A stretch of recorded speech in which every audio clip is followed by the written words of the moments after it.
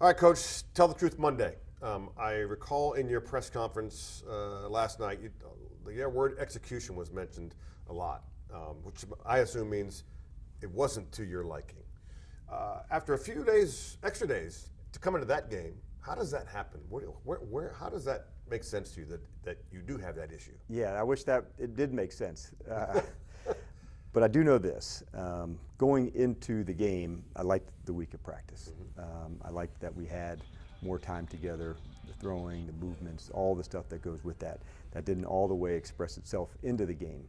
But the execution sometimes, Chick, it can also be you're wanting to do it so right, you're tight. Your golf game, this shot has to be just right, and that you don't hit the shot that you want.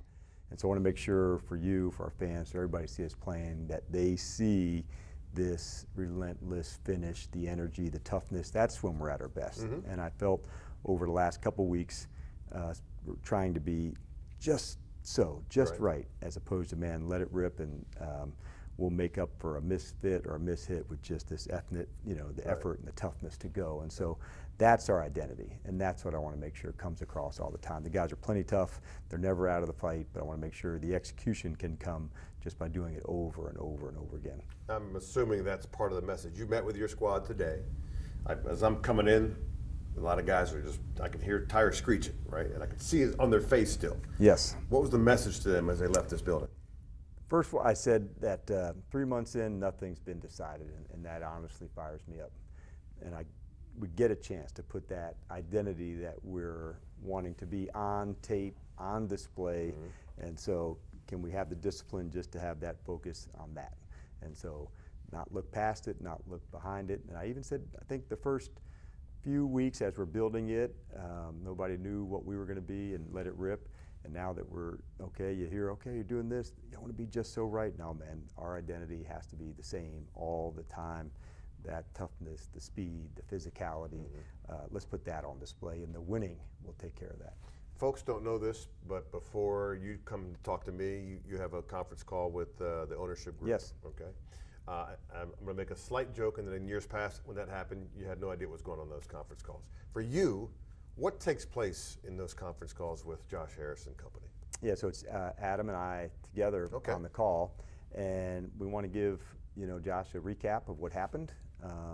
That's important, that he has a real understanding of the team and the players and the things that went right, the things that didn't. What are we looking on into this week? And so each week it's different because the game is played differently, and how do we go about it? And then sometimes we'll take a look at the week ahead.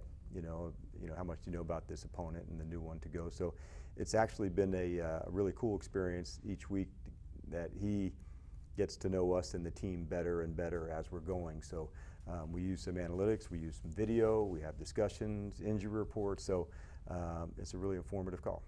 And talking with Jeremy Reeves yesterday in the locker room, I haven't seen a guy that despondent in a while. He basically said, that bleeps on me. I cost us the game. Now, I know he didn't cost us the game, but he feels that way.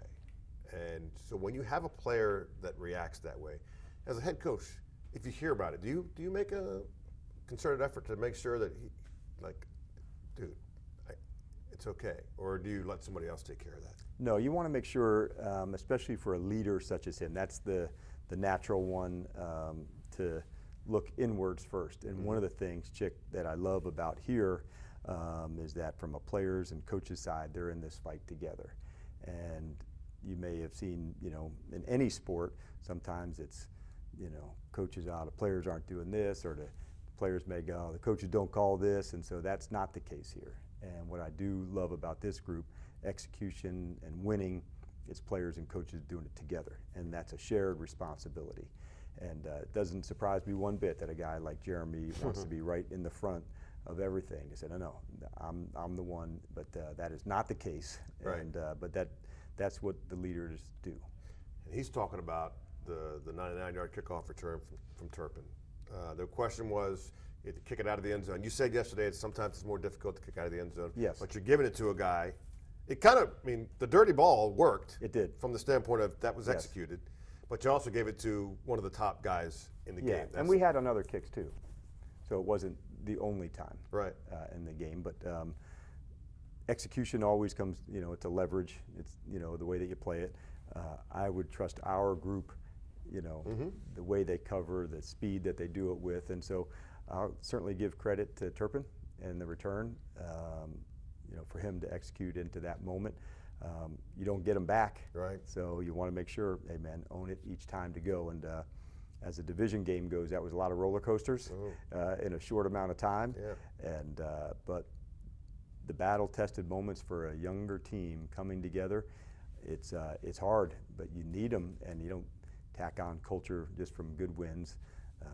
The wins and losses are equally important. They're not equally enjoyable, but they're equally important to learn how to win. Why did we lose?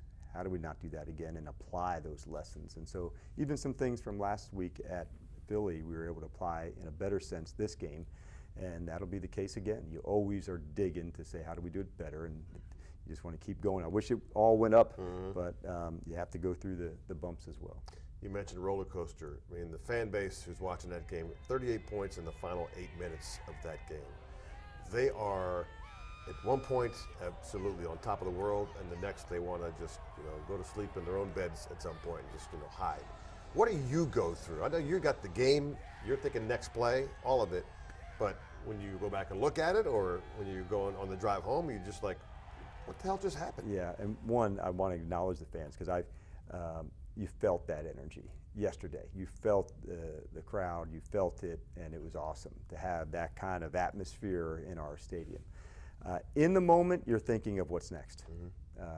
You don't ever want to be out of the fight. So, okay, we're going to this, it's an onside. You're going to this, it's the next moment. And so that's what you're thinking of until that thing says, okay, we're out, then that's what, and I do love that about our team, that they're never out of it.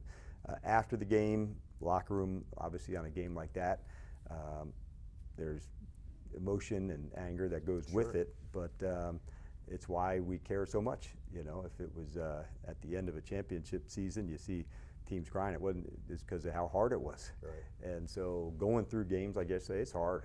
And bringing it back in today, this is how we go, this is what we're looking for this week. It builds your resolve. It's hard, but that's what makes these men unique, Austin Seibert's first game with his franchise sets a record. Yesterday, I mean, it's a day that he'll want to forget for as long as he lives. And he was emotional in that locker room afterwards. I don't know if this is a crass question or not, but do you plan on any changes at the kicker position? Or I don't think that's kind of the way you work. Yeah, well, like as we go through the week and the roster and medical and all of that, right, that'll factor in. But at the end of it, for all of us, players, coaches, all of us, it is the performance and how do we go about it. But yeah, we're nowhere near those decisions yet about where we're at and what we do. We're just digging in to go how to play better. And Tennessee is next. And at home. And at home.